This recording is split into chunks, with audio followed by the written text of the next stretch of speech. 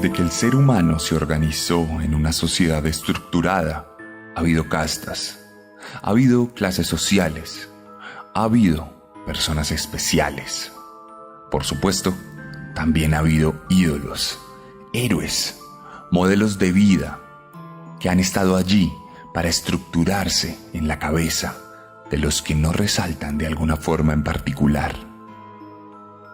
Cantares eternos sobre héroes de guerra, poemas y odas a líderes políticos, pero más adelante, y con la configuración de nuestro mundo actual, también deportistas admirados por todos y todas, poetas, artistas, cantantes, actores, todo tipo de personas que resaltan por su talento o por alguna particularidad en especial. Los seres humanos tendemos a idealizar a estos prospectos que se vuelven ídolos en nuestra cabeza y que nos permiten, con su mera existencia, la dicha de llenar todos los vacíos que tenemos en nuestra vida. Tal vez dejamos de sentirnos tan miserables cada vez que nos levantamos para ir a nuestro trabajo de oficina de 8 a 6, porque tenemos a ese ídolo para consumir su arte, para consumir su talento. Puede ser un futbolista reconocido mundialmente, puede ser un cantante que con su voz nos da paz, puede ser un escritor que con sus letras nos salva del abismo. Cualquier tipo de artista, cualquier tipo de persona famosa en el mundo que resulta convertida en una suerte de objeto de culto. Nuestros vacíos existenciales se manifiestan, además, a través de la imitación. Nos volvemos camaleones. Nos peinamos como Cristiano Ronaldo. Nos dejamos la barba como David Beckham. Procuramos tener el peinado loco de aquel artista, de aquel cantante. Nos dejamos crecer el pelo como todos los músicos de Metallica. Y siempre tendemos a imitar a ese ser que admiramos, porque en la imitación está la salvación. Le ponemos también el nombre de nuestros héroes a nuestros hijos. Es una forma de rendirles culto, es una forma de rodear esa tremenda línea delgada entre la cultura y la automedicación psicológica en la que nos metemos a nosotros mismos para soportar el tedio. Admiramos por lo general a gente increíble, a gente que tiene algún tipo de talento en particular, aceptado por supuesto por la sociedad. Pero ¿qué pasa cuando alguien no admira a héroes, sean o villanos? ¿Qué pasa cuando ese objeto de culto en realidad es un demonio venido desde los mismísimos infiernos? Bienvenidos a la 13ª entrega de la 3ª temporada de Serialmente en Pia Podcast, a petición del público. I can't seem to face up to the facts. I'm tense and nervous and I can't relax. I can't sleep 'cause my bed's on fire. Don't touch me, I'm a real live wire. Psycho killer, qu'est-ce que c'est? Fa fa fa fa fa fa fa fa fa fa. Better run, run, run, run, run, run, run away. Oh, psycho killer, qu'est-ce que c'est? Y hoy les traigo la historia de un imitador. Les traigo la historia de un hombre que no soportó las ganas de simplemente ser un fan y se convirtió en un par. Les traigo la historia de un portento malvado que supo poner las letras de su nombre en los anales de la historia de la maldad de los Estados Unidos. Y eso ya es mucho decir. Hoy les voy a contar la historia de Joel Rifkin. Joel el Destripador.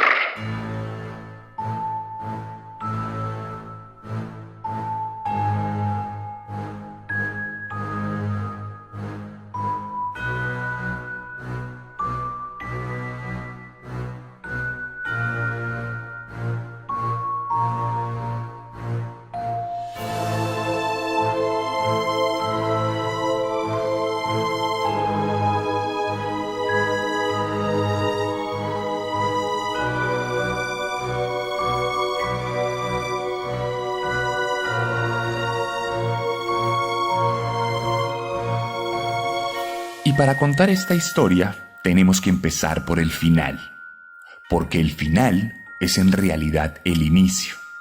Sé que muchos de ustedes se han preguntado muchas veces sobre aquella disyuntiva filosófica que nos da esta duda existencial. Si un árbol cae en medio del Amazonas y nadie lo escucha en todo el mundo, ¿realmente ese árbol ha caído? Asimismo pasa con los crímenes que nunca fueron descubiertos. Estamos hablando de personas que murieron y que no sabemos a ciencia cierta qué fue de su destino. Si alguien fue asesinado, pero ningún familiar está allí para reclamarlo, ¿realmente fue asesinado? No sabemos que nos hemos perdido de la existencia de alguien y por ende no podemos determinar su muerte. Por eso, esta historia comienza el 28 de junio de 1993 a las 3:15 de la madrugada, cuando Joel Rifkin, nuestro protagonista, salió de la casa de su madre, donde él vivía, en su camioneta blanca Mazda Pickup, de estas que tienen un gran platón atrás, en este caso cubierto por una lona. Joel salió muy tranquilamente después de un gran día muy extenso, en el cual tenía que llevar a cabo una labor importante. Sin embargo, nuestro protagonista no se dio cuenta de que la placa del carro, la matrícula, se había caído de la parte trasera. Así, recorrió las calles de Nueva York y de repente fue interceptado por la policía, que se dio cuenta de este detalle de la matrícula.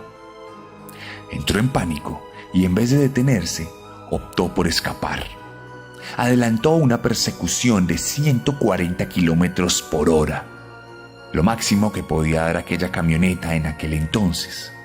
Rápidamente, las patrullas de la policía se hicieron detrás, le generaron mucha presión y el hombre, presa del pánico, terminó chocando con un teléfono público, destrozando por completo el capó y deteniéndose de forma obligatoria. La policía rápidamente sacó las armas, se adelantó y se puso presta a la ventana del conductor.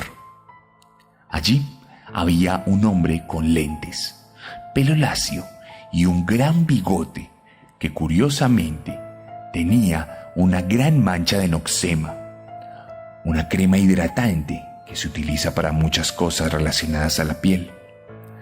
Todos gritaron, le pidieron que saliera y se levantó. Cuán alto era, 1,88 de altura. Tenía un cuchillo en el cinto de su overol blanco. La policía se acercó con cautela, le quitó el arma y comenzó a interrogarlo. Rápidamente le preguntaron por qué había escapado. Él dijo que no sabía lo que había pasado y de hecho también dijo que no sabía que no tenía matrícula. Se veía muy nervioso y el policía en jefe se dio cuenta, pero también se dio cuenta de que allí había un olor tremendamente putrefacto. Olía a podrido, olía a muerte. Y entonces decidió abrir ese platón para encontrarse de frente con el cadáver de Tiffany Brecchiani, de 22 años, que según su olor y estado avanzado de descomposición, llevaba varios días muerta. Cuando le preguntaron qué había pasado, sin mostrar ninguna emoción, dijo: «Era una prostituta. La recogí en la calle Allen en Manhattan. Tuve sexo con ella, pero las cosas salieron mal y la estrangulé. ¿Creen que necesito un abogado?». Eso explicaba el noxema. Años atrás, en la popular película El silencio de los inocentes, protagonizada por Anthony Hopkins, se había retratado el uso de esta crema para combatir el olor podrido de los cadáveres en descomposición. Sin saberlo en ese momento, los agentes de policía habían capturado al peor asesino en serie de la historia de Nueva York.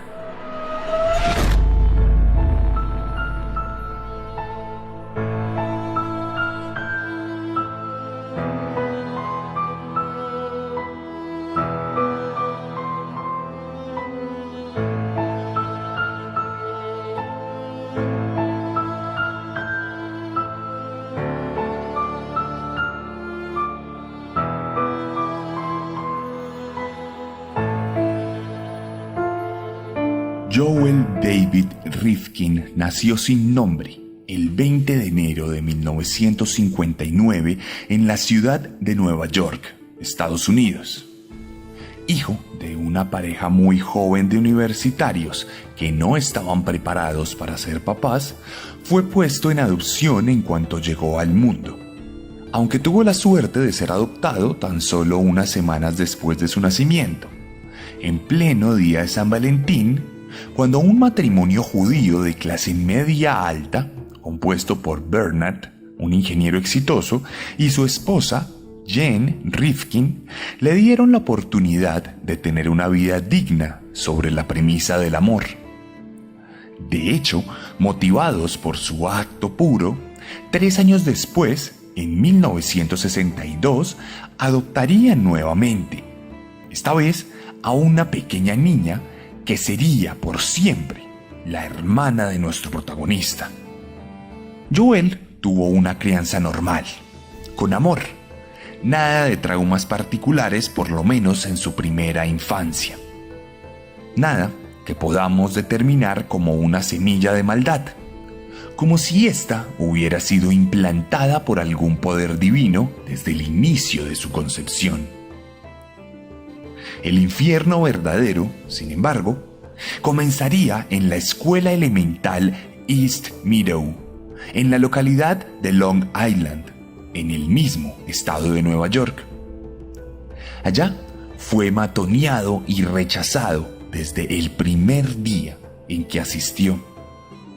Todos lo rechazaron, lo trataron mal y le pusieron apodos. La razón principal por la que se burlaban de él era su pose encorvada y su forma particularmente lenta de caminar. Por esto le apodaron Tortuga, y desde entonces su nombre, su identidad y su personalidad fueron eclipsados por un nuevo rol en el que se le había condenado por el resto de su infancia a ser un hazmerreír sin oportunidad de nada. Esto probablemente sería la causa por la que, a pesar de ser un genio con un coeficiente intelectual de 128 puntos, nunca pudo destacar académicamente, teniendo notas mediocres y dificultades para avanzar a través de los años escolares. Y es que no era para menos, pues durante buena parte de su infancia tuvo que soportar que le bajaran los pantalones, que no lo dejaran jugar en ningún juego colectivo, que se burlaran de su dislexia y que le robaran la comida sin que ningún adulto se preocupara por su integridad. Aquí, entonces, es cuando llega su primer choque familiar. Su padre sentía mucha vergüenza por el pobre desempeño académico y deportivo de su hijo. El señor Bernard era un exitoso ingeniero que había logrado trabajar en grandes lugares, pero además era un hombre que en su juventud jugaba al fútbol de una manera eximia. Su hijo adoptivo, por el contrario, tenía muy malas notas y era particularmente amotriz, por lo que de ninguna manera pudo aprender a jugar al fútbol. Esto causó una brecha entre padre e hijo. El padre, desde muy pequeño, le decía al niño que no tenía ningún motivo de orgullo, que necesitaba que él hiciera el esfuerzo para generarle ese orgullo al padre, que era el miembro de la junta directiva del colegio. Un hombre que no podía permitirse tener un hijo con este tipo de problemas, pues era un ejemplo para la sociedad. Esto, de forma directa, generaría un trauma en el comportamiento de nuestro protagonista, pues su figura paterna, al no sentirse orgullosa de él, le generaba un vacío existencial en el que él se había vuelto adicto a la aprobación de los demás. Buscando inconscientemente la aprobación de su padre, se volvió una persona completamente sumisa, que recibía cualquier tipo de humillación con tal de recibir algún tipo de aceptación. De hecho, cuenta en alguna entrevista que cuando era muy joven, un día sus compañeros de clase lo tomaron a la fuerza y lo metieron de cabeza a un inodoro, algo que él correspondió con una invitación a jugar, a comer y a ver televisión en su casa. Estaba dispuesto a cualquier humillación con tal de pertenecer. Y esto, más adelante, le generaría una serie de problemas y de frustraciones que terminarían por convertirlo en un protagonista de un capítulo de Serialmente. De hecho, todos sus compañeros de clase en la actualidad lo describieron como una persona molesta, como alguien al cual hay que matonear de cualquier manera, alguien que en cuanto lo ves te genera mal genio y ganas de ser malo. Pues resulta que el malo terminaría siendo otro, aunque por su lado su madre le había inculcado sus dos pasiones.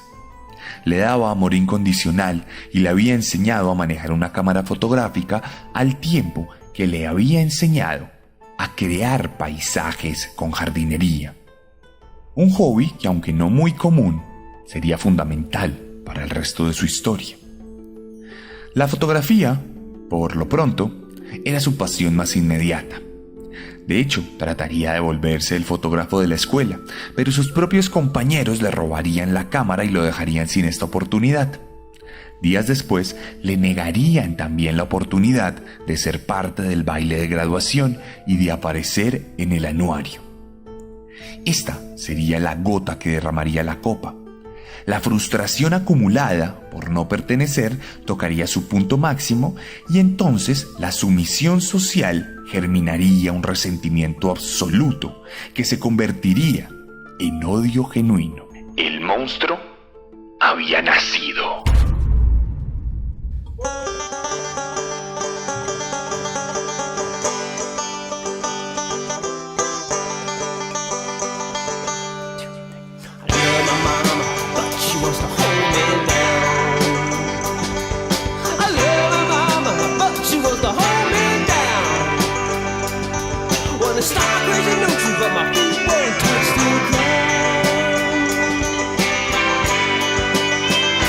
Y mientras escuchamos una canción dedicada a nuestro protagonista, la cual podrán encontrar en mi Instagram, nos adentramos en esa mente adolescente que no soportó más matoneo. Venimos de una sociedad patriarcal. Es cierto que cada vez está cambiando más, nos estamos transformando y todos los hombres de nuestra generación estamos viviendo ese proceso de entendernos y entender a las mujeres de otra manera. Pero en la época de nuestro protagonista, la mujer no era más que un objeto. La mujer era madre, eso era lo único, y al ser pareja se convertía en una sumisa servil a los servicios de su marido. Por lo tanto, en este momento, la mujer era la representación de poder más grande a los ojos de nuestro protagonista, razón por la cual toda su frustración comenzó a irse hacia la mujer, porque ellas eran esquivas para él. Nunca, hasta ese momento de su vida, tuvo una relación o algo que se le pareciera, por lo cual se sentía tremendamente frustrado. Entonces, ese desprecio y esa frustración se fueron convirtiendo en fantasías, en este caso, sexuales, en las que en su cabeza nuestro protagonista tenía una fijación particular por el cuerpo femenino y por la figura de las mujeres en la sociedad. Las quería dominar, quería ser dueño de ellas, quería manifestar su poder a través de la carne de la mujer. Y entonces, en su cabeza, comenzaron a gestarse las peores historias histriónicas. Bondage, violencia, apuñalamientos, violaciones e incluso 2 mujeres peleando a muerte por su amor. Estas fantasías, que por el momento eran solo eso, fantasías, coincidieron con el final de su año escolar. Por fin se había graduado de bachiller y estaba listo para entrar a la universidad. Por ser tan solitario, sus padres decidieron regalarle un coche que inmediatamente utilizaría para ir a los barrios de tolerancia de Nueva York a contratar servicios sexuales de forma indiscriminada. Se volvería un auténtico adicto al sexo con prostitutas. Les pagaba a cambio de relaciones sexuales, y eso le hacía sentir que tenía el poder sobre ellas, que las dominaba, que las compraba de una u otra manera. Esto por las noches, pues en el día se dedicaría a estudiar. Entraría en 1977 a la Universidad de Nassau, donde se retiraría al año por bajo rendimiento. Luego iría a la Universidad de Blackport, donde disfrutaba de las actividades extracurriculares como fotógrafo, pero nuevamente salió por bajo rendimiento en 1980 cuando tenía 21 años. Allí se cree que tuvo una novia depresiva, pero no sabemos esto a ciencia cierta, pues no hay nadie ni nada que lo corrobore. Probablemente incluso sea un invento del mismo para no pasar vergüenza de aceptar que nunca tuvo una pareja en toda su vida. El caso es que nuevamente en 1982 volvería a Nassau, donde estudiaría otros 2 años para retirarse nuevamente en 1984. Aquí entraría en un periplo típico de los asesinos seriales: trabajos de bajo perfil, trabajos mal pagos y muy poca estabilidad laboral, pues se encontraría tremendamente obnubilado por la sociedad del trabajo y por quienes le rodeaban, razón por la cual no duraba en ningún lugar, poco más de algunos meses. Típico en los asesinos seriales que por aquel entonces comenzaba a admirar. El caso es que en ese momento de su vida tuvo un nuevo sueño. Quería ser un gran escritor, un hombre reconocido por sus letras. Un sueño que compartimos, pero que en su caso desafortunadamente no pudo convertirse en realidad, pues tenía una fuerte dislexia que le impedía siquiera hilar frases coherentes alrededor de las historias que quería contar. De hecho, en algún momento conocería a una mujer que también era escritora y que estaba escribiendo un guión. Ella le invitó a casa para que trabajaran juntos y él creía que todo iba a ser amor y deseo, pero en realidad era puro trabajo y era tremendamente malo escribiendo, razón por la cual ella lo echó de casa. Un nuevo castigo, una nueva frustración, una nueva humillación que terminaría de configurar ese odio a las mujeres, pues desde aquel momento en que fue rechazado por esa escritora, decidió que quería matarlas. De allí en adelante, solo tenía que esperar a que pasara el tiempo para consumar sus deseos, pues ya no eran solo fantasías, sino auténticas maquinaciones que además se vieron alimentadas por su adicción a los asesinos seriales. Mientras nuestros héroes son futbolistas, artistas o cualquier otro tipo de modelo, los héroes de nuestro protagonista eran asesinos seriales. En su habitación tenía varios recortes de los asesinatos perpetrados por el Green River Killer Gary Ridgway, que por aquel momento no había sido descubierto. Tenía también todo el juicio recortado, el juicio de Ted Bundy y por supuesto las entrevistas de Jeffrey Dahmer. Se sintió maravillado con la figura de David Berkowitz, aquel solitario con esa arma que se cobró la vida de más de 5 personas. Por lo menos era lo que se creía hasta aquel entonces. Todos sus héroes eran asesinos seriales, eran personas que llegaron a meterse en su cabeza para convertirlo en un prospecto de monstruo que más adelante seguiría su ejemplo. Trató entonces de canalizar esos deseos reprimidos a través de la horticultura. Le hizo caso a su madre y comenzó a estudiar para volverse un profesional de la jardinería de paisajes. Entonces, mientras podaba las matas con esas tijeras gigantes, se imaginaba cada vez más que cortaba dedos, que cortaba manos y que cortaba cabezas. Quería ser como Jeffrey Dahmer, quería tener un altar, quería ser como Ted Bundy, quería acabar con las mujeres, quería ser como Gary Ridgway, quería que nunca lo atraparan. Era un fanático absoluto, era devoto de esos asesinos seriales. Y esto, sin ninguna conmiseración, representaría más adelante su perdición. Pues en 1987, su padre terminaría suicidándose. Luego de tomarse muchos medicamentos de forma intencional, para pasar 4 días en coma y perder la vida. Esto, de forma intencional por supuesto, por cuenta de un cáncer de próstata que le estaba originando tremendos dolores incontrolables, por lo cual decidió acabar con su propia miseria. Adicionalmente, por esas mismas fechas, fue capturado por contratar prostitutas, pues ustedes saben que en Estados Unidos la prostitución es ilegal, lo cual, de hecho, las vuelve mucho más vulnerables. Desde entonces, decidió que la vida era un completo desastre. Decidió que no tenía por qué controlar sus impulsos. Decidió que ya no iba a ser el nerd al cual le hacían matoneo en la escuela. De ahora en adelante, iba a ser un auténtico monstruo. De ahora en adelante, iba a decidir no solo sobre su vida, sino sobre la vida de los demás. Rifkin había dado su último paso a la locura absoluta.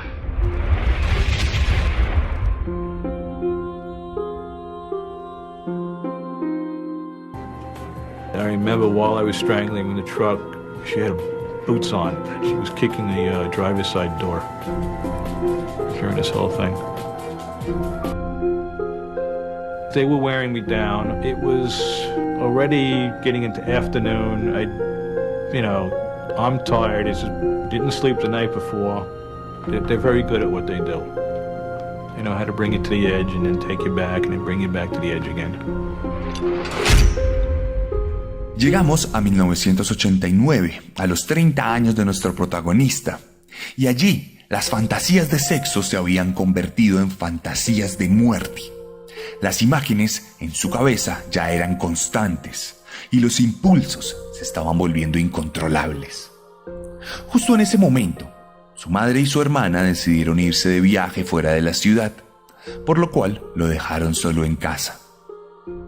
Decidiría entonces irse nuevamente a Manhattan y recogería a una prostituta que respondía al nombre artístico de Susie. No sabemos mucho más de ella, solo que era una adicta al crack, que le pidió que se detuviera en varias ocasiones para comprar estas dosis de droga y poderse seguir drogando.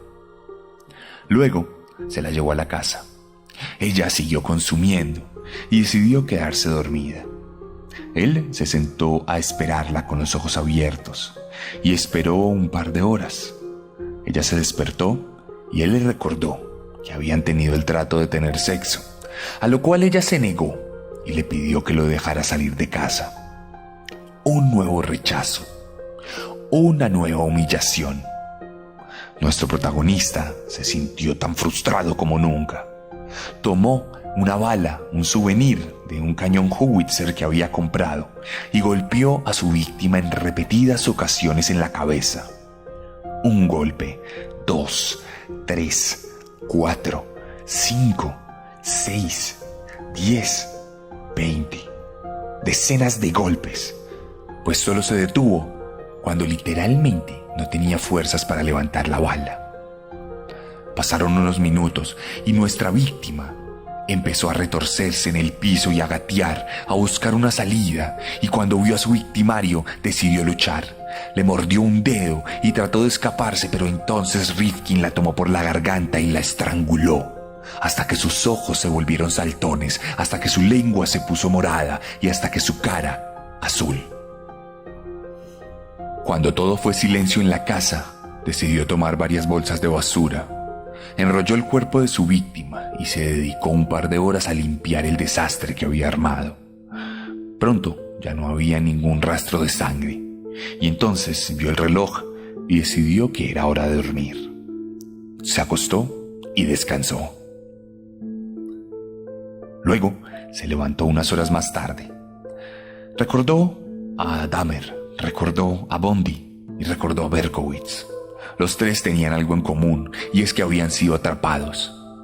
En eso quería superarlos, así que tomó la bolsa y se la llevó para el sótano de la casa. Allí le quitó nuevamente el plástico a la mujer. Vio su cuerpo totalmente destruido y decidió que no lo iban a atrapar. Entonces tomó un cuchillo, quitó las huellas dactilares de las manos y los pies de la mujer. Tomó unas pinzas, le abrió la boca y le sacó todos los dientes para que no pudieran reconocerla por este medio. Tenía muy claro que era lo que buscaba la policía y entonces comenzó a descuartizarla. Una a una fue cortándole las partes de su cuerpo, las manos, los antebrazos, los codos, los hombros, las piernas, las rodillas, los dedos, los pies, la cabeza. Pronto, el cuerpo de Susie había quedado absolutamente reducido a un puñado de porciones, sin ningún tipo de forma de reconocerla. Esa misma noche, nuestro protagonista tomó el coche de su madre, metió todos los cortes y se fue muy campante a repartirlos por el estado. Se sentía como sus ídolos, se sentía increíble por ser de ese club selecto de homicidas. Fue repartiendo las partes del cuerpo de esta mujer en bosques, en lagos, en ríos. Dejó su cabeza dentro de una lata de pintura en los alrededores de una cancha de golf, donde uno de los clientes se dio cuenta del acontecimiento y denunció rápidamente a la policía. Cuando escuchó su propio crimen en la radio, nuestro protagonista entró en pánico, pero luego se dio cuenta de que las autoridades no tenían ni una sola forma de rastrearlo a él hacia ella y además no tenían ninguna forma de identificarla. Razón por la cual, y hasta que pasaron los años y fue capturado nuestro protagonista, esta mujer permaneció como una Jane Doe, una NN, una persona sin identificar, en un cementerio cualquiera de los Estados Unidos. Cuestión que volvería a pasar el tiempo. El miedo de ser atrapado le impidió convertirse en un asesino prolífico en sus inicios. Pasaría más de un año, hasta finales de 1990, para que un nuevo viaje de su madre fuera el pretexto para llevar a cabo un nuevo asesinato, el segundo. Julie Blackbird, una mujer trabajadora sexual que tenía un look similar al de Madonna y por eso fue elegida. Con Julie pasaron la noche juntos, sin ningún contratiempo. Ella no lo rechazó, tuvieron relaciones sexuales y de hecho durmieron en la misma cama. Esto hasta que al otro día, a las 9 de la mañana, justo antes del despertar, él tomara la pata de una cama y la golpeara en reiteradas ocasiones en la cabeza para dejarla adormilada. Luego, la cogería gentilmente por el cuello y la estrangularía en la misma cama donde la noche anterior habían tenido relaciones sexuales. Nos cuenta en una entrevista a nuestro amigo Joel que cuando la vio muerta pensó en tener relaciones sexuales con ella, tal como por aquel entonces se decía que había hecho Ted Bundy. Quería emular a su héroe, quería ser él, quería ser parte del Olimpo de los herederos de Caín. Sin embargo, le dio asco. Algo dentro de él le impedía imitar a su héroe. Entonces se preocupó por el siguiente paso. Esta vez no permitiría que su cuerpo fuera descubierto, razón por la cual la llevó al sótano, le quitó la identidad de la misma forma en que hizo con Susie, la descuartizó en decenas de partes, tomó baldes, puso en cada balde una parte del cuerpo y llenó todos los baldes de concreto líquido, el cual muy pronto se endureció e impidió que debajo de todo ese cemento se identificara un cuerpo. Luego, en la misma camioneta, se fue alrededor del río del Este y poco a poco fue tirando los baldes, hasta que no quedó rastro de su víctima, incluso hasta hoy, que tenemos esta confesión y que en realidad no podemos corroborar porque ya no existe ese cuerpo. Las fantasías se habían vuelto realidad y ahora solo quedaba la vorágine de sangre.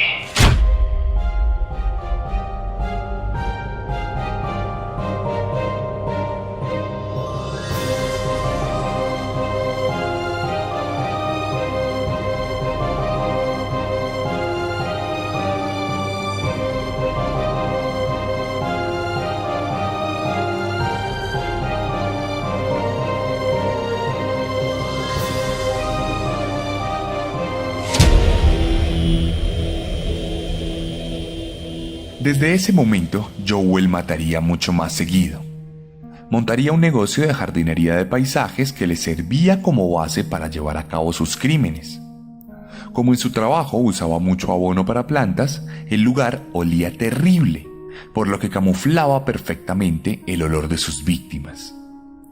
En julio de 1991 mataría a su tercera mujer, la cual fue encontrada a orillas del río. Su cuarta víctima sucumbiría en septiembre de ese mismo año. La asesinaría en un motel y él mismo diría que ella, adicta al crack también, le había pedido morir, pues estaba cansada de la vida. También afirmaría que cuando la estranguló, ella en ningún momento mostró resistencia. Aquí se le presentó un nuevo reto. Tenía que deshacerse del cuerpo a plena luz del día. Era lo único que no había hecho hasta ahora. Y entonces decidió inspirarse en Alfred Hitchcock y fue a comprar un baúl, en el cual puso el cuerpo de la mujer y se lo pudo llevar sin ningún tipo de consecuencia. Más adelante llegaría su quinta víctima, una prostituta coreana a la cual ya conocía desde antes, por lo cual él mismo dijo que había sentido remordimiento por llevar a cabo el asesinato. La primera y única vez que le pasaría, además, porque había tratado de entablar una relación con esta mujer. Cuestión que los siguientes meses mataría mucho más rápido, mucho más seguido, y se cobraría la vida de más de una decena de mujeres como mínimo, encontrando una nueva forma de deshacerse de ellas, metiendo siempre sus cuerpos en barriles de aceite, los cuales tiraba en la zona rural, por lo cual se descomponían más rápido y era más difícil identificarlos. Todas, por supuesto, eran trabajadoras sexuales. Todas tenían una vulnerabilidad tremenda. Estaban sin familia, estaban sin el amparo del Estado y tenían una serie de problemáticas que al final las convirtió en una cifra más dentro del historial de nuestro psicópata de hoy. Así, para junio de 1993, nuestro protagonista acumuló 16 víctimas hasta que llegó a la 17, Tiffany, la misma mujer de la camioneta con la que empezó esta historia. A ella la estranguló en esa misma camioneta donde fue encontrada más adelante, esa Mazda blanca que en realidad era de su mamá. Luego, mientras avanzaba por la ciudad con el cadáver en la parte de atrás, compró todo para deshacerse del cuerpo. Lo guardó en la parte de atrás y cuando llegó a la casa, su mamá le pidió rápidamente las llaves para poder ir a hacer la compra del mercado. En ese momento tuvo un ataque de ansiedad, pero no pudo hacer nada, solo esperar. Pasarían un par de horas y la mamá volvería, sin enterarse de que había andado con un cadáver en el platón. Entonces se relajó. Siguió con el cuerpo ahí guardado sin hacer nada por esconderlo. No tuvo en cuenta tampoco su descomposición, esa misma descomposición que más adelante lo llevaría a prisión.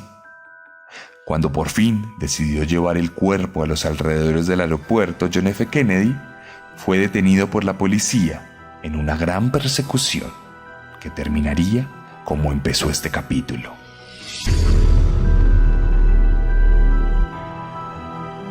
I think they were very surprised.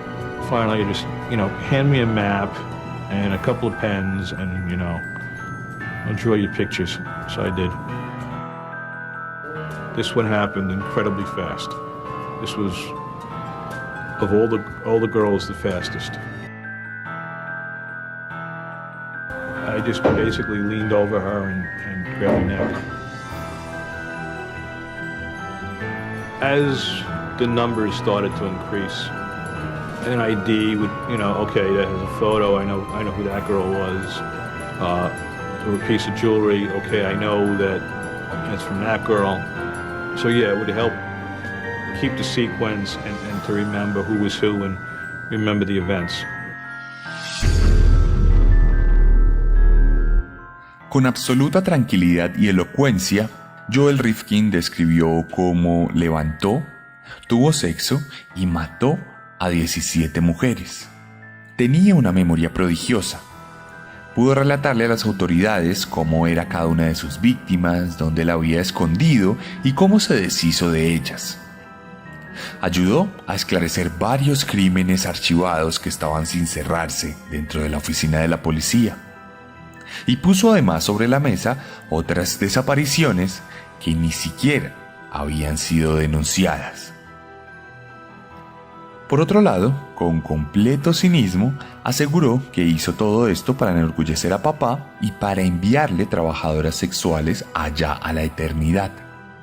Aunque también, en otra entrevista, diría que su target eran mujeres prostitutas porque eran vulnerables y no eran cercanas a su familia, por lo cual no mucha gente podría anunciar o denunciar su desaparición. Entonces se vio a sí mismo como un ídolo. Estaba a la par de Ted Bundy, estaba en la misma mesa con Jeffrey Dahmer.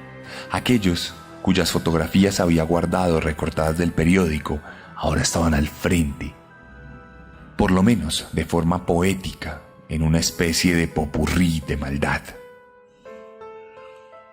El caso es que el juicio duró varios años y hasta 1996 fue condenado por la culpabilidad en el asesinato de 9 personas, muy a pesar de que todas las autoridades sabían de que estábamos hablando de 17 víctimas, pero al final se decidió guardar la compostura en pro del bienestar del país.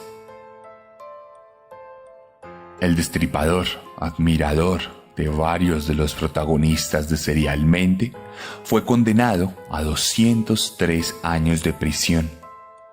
Solo será elegible para la libertad bajo fianza en 2197, así que probablemente nunca salga en libertad. El fan había superado a muchos de sus ídolos.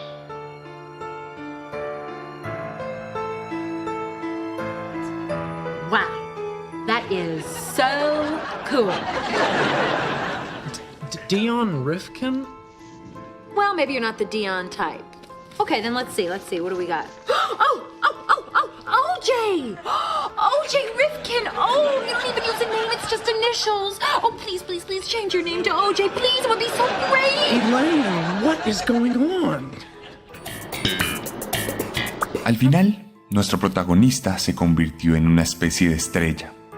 Se hizo una película sobre él, se hizo una canción que ya escuchamos, se le hicieron muchísimas entrevistas y hasta fue una especie de protagonista, o por lo menos de animador, de un capítulo de Seinfeld, aquella serie de los años 90 y de los 2000 muy popular en Estados Unidos, precursora de las comedias que conocemos hoy en la actualidad.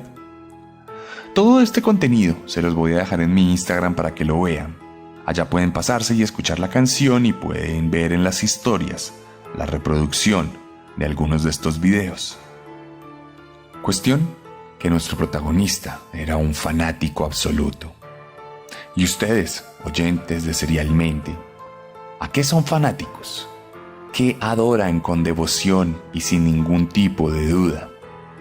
¿A qué estarían dispuestos por cuenta de sus ídolos?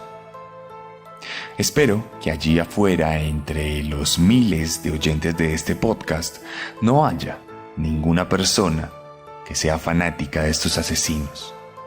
Los asesinos no son de admirar, no son ejemplos para la sociedad, más bien son el resultado de sus errores. Sus discursos son constantes mentiras producidas por la psicopatía, y no hay nada exaltable en ninguno de los protagonistas de Serialmente. Así que si usted, de pura casualidad, está teniendo fantasías, está teniendo deseos de maldad reprimida, tiene una fijación por cualquier tipo que ha protagonizado este programa, pero sobre todas las cosas, siente que probablemente pueda hacer algo malo más adelante, busque ayuda, está a tiempo. Cualquier persona lo puede escuchar y más adelante un profesional puede tratar ese tipo de patologías para menguarlas o direccionarlas en un lugar mucho más amable con la sociedad. Recuerden que no se admira a los asesinos seriales por mucho que nos encontremos fascinados por sus historias.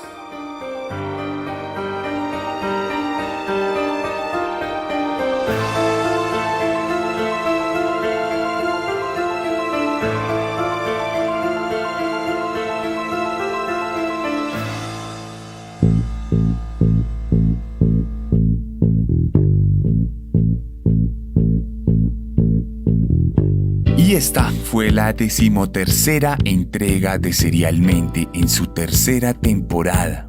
Estamos hablando de más de 80 capítulos. Uno de los podcasts más escuchados en Latinoamérica en la sección de crímenes. Pero queremos seguir avanzando. Queremos seguir creciendo y para eso precisamos de su ayuda. Por favor, comparta este capítulo, recomiéndeselo a la gente, invítela a escuchar Serialmente y a seguirme en las redes sociales. Recuerden que en mi Instagram, que es @el_arracadas, tengo para ustedes varias historias relacionadas a este caso, las cuales dejaré en destacadas. También les dejaré una publicación que me encantaría que comentaran, que guardaran, que compartieran y que le dieran like. Allí me pueden contar qué les pareció este capítulo, si les gustó, qué le mejorarían, qué mantendrían y cuál fue su parte favorita. Además, en esta red social y en TikTok, donde estoy como Serialmente, tenemos nuevo contenido para ustedes. Si usted de casualidad nos sigue en nuestras redes sociales pero le gusta el podcast, échese una pasadita. Un reel diario sobre asesinos. Una publicación sin falta cada día para ustedes. Por último, les repito lo de siempre. Si les gustó mi forma de narrar, estoy seguro que les va a encantar mi forma de escribir. Si quiere alguno de mis libros, escríbame y le doy guianza. No importa en qué parte del mundo esté. Estamos disponibles a nivel mundial y a cualquier hora. Recuerde además que si está en México, tiene la posibilidad de tener un merch especial por ser mexicano. No siendo más, nos vemos la próxima semana con un nuevo monstruo. Porque recuerden que siempre podemos ser peores.